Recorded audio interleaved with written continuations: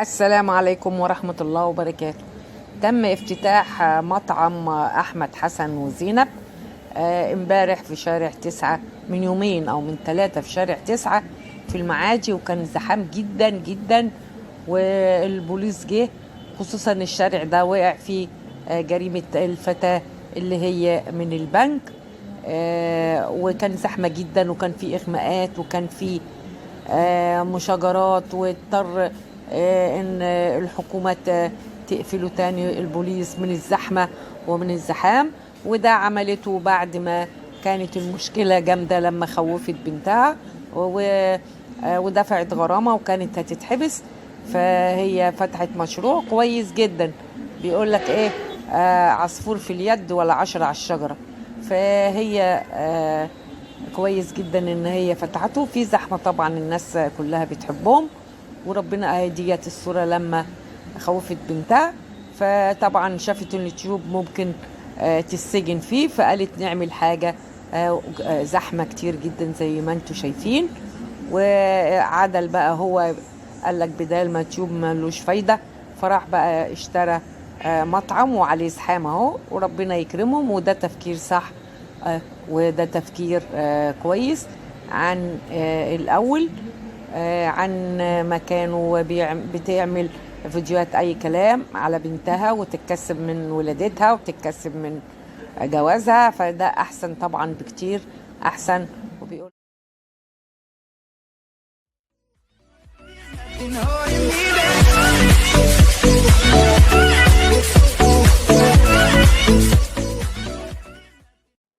السلام عليكم ورحمة الله وبركاته. تم افتتاح مطعم أحمد حسن وزينب امبارح في شارع 9، من يومين أو من 3 في شارع 9 في المعادي، وكان زحام جدا جدا. والبوليس جه، خصوصا الشارع ده وقع فيه جريمة الفتاة اللي هي من البنك. وكان زحمة جدا، وكان فيه إغماءات، وكان فيه مشاجرات، واضطر ان الحكومة تقفله تاني البوليس من الزحمة ومن الزحام. وده عملته بعد ما كانت المشكلة جامدة لما خوفت بنتها ودفعت غرامة وكانت هتتحبس. فهي فتحت مشروع كويس جدا، بيقول لك ايه، عصفور في اليد ولا 10 على الشجرة. فهي كويس جدا ان هي فتحته في زحمة. طبعا الناس كلها بتحبهم، وربنا هديت الصورة لما خوفت بنتها. فطبعا شافت اليوتيوب ممكن تسجن فيه، فقالت نعمل حاجة زحمة كتير جدا زي ما انتوا شايفين. وعدل بقى، هو قال لك بدال ما تيوب ملوش فايدة، فراح بقى اشترى مطعم وعليه زحام اهو، وربنا يكرمهم. وده تفكير صح، وده تفكير كويس عن الأول، عن ما كانوا بتعمل فيديوهات أي كلام على بنتها وتتكسب من ولادتها وتتكسب من جوازها. فده أحسن طبعا بكتير، أحسن. وبيقول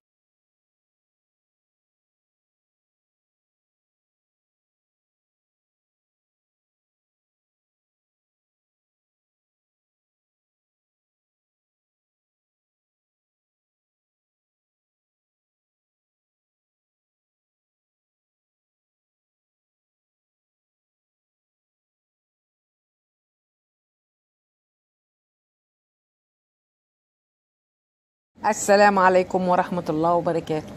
تم افتتاح مطعم أحمد حسن وزينب امبارح في شارع 9، من يومين أو من 3 في شارع 9 في المعادي، وكان زحام جدا جدا. والبوليس جه، خصوصا الشارع ده وقع فيه جريمة الفتاة اللي هي من البنك.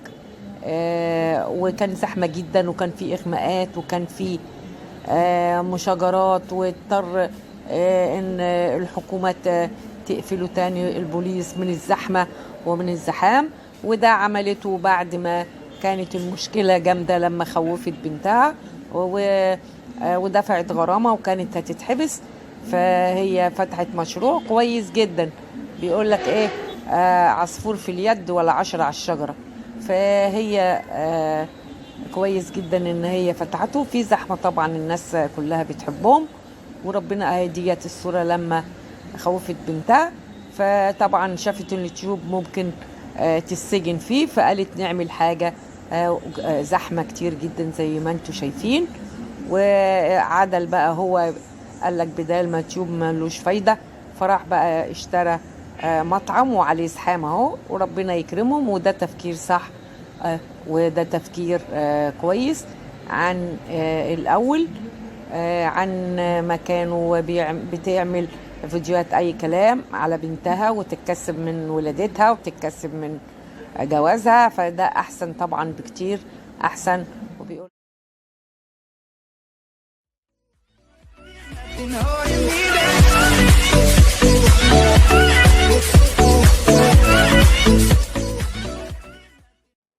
السلام عليكم ورحمة الله وبركاته.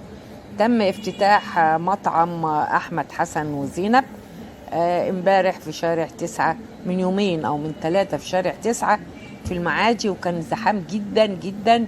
والبوليس جه، خصوصا الشارع ده وقع فيه جريمة الفتاة اللي هي من البنك، وكان زحمة جدا، وكان فيه إغماءات، وكان فيه مشاجرات، واضطر ان الحكومة تقفله تاني البوليس من الزحمة ومن الزحام. وده عملته بعد ما كانت المشكلة جامدة لما خوفت بنتها ودفعت غرامة وكانت هتتحبس. فهي فتحت مشروع كويس جدا، بيقول لك ايه، عصفور في اليد ولا 10 على الشجرة. فهي كويس جدا ان هي فتحته في زحمة، طبعا الناس كلها بتحبهم. وربنا ديت الصورة لما خوفت بنتها، فطبعا شافت اليوتيوب ممكن تسجن فيه، فقالت نعمل حاجة زحمة كتير جدا زي ما انتوا شايفين. وعدل بقى هو قال لك بدال ما اليوتيوب ملوش فايدة، فراح بقى اشترى مطعم وعليه زحام اهو، وربنا يكرمهم. وده تفكير صح، وده تفكير كويس عن الأول، عن ما كانوا بتعمل فيديوهات أي كلام على بنتها وتتكسب من ولادتها وتتكسب من جوازها، فده أحسن طبعا بكتير أحسن.